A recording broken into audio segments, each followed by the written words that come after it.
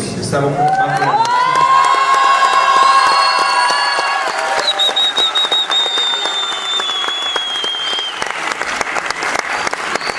bajo la dirección de la maestra Esmeralda Ayala Carrillo y de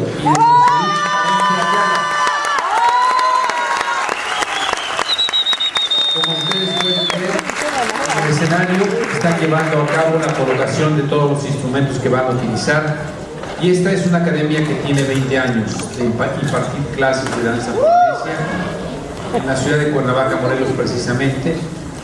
Mauna Kea es el nombre de la academia y es un nombre originario de Hawái que significa montaña blanca.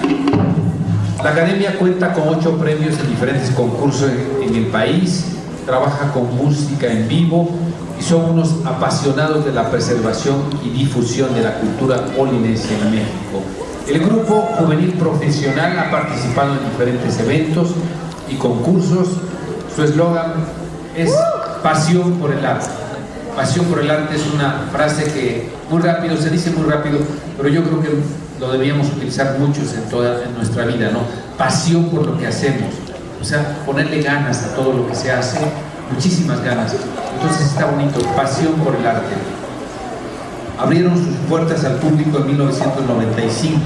Si ustedes piensan que me estoy tardando un poquito, es precisamente porque estaba dando tiempo para que colocaran sus instrumentos, pero creo que ya están listos, y así que yo me desaparezco y los dejo con Mauna Kea de Cuernavaca, Morelos.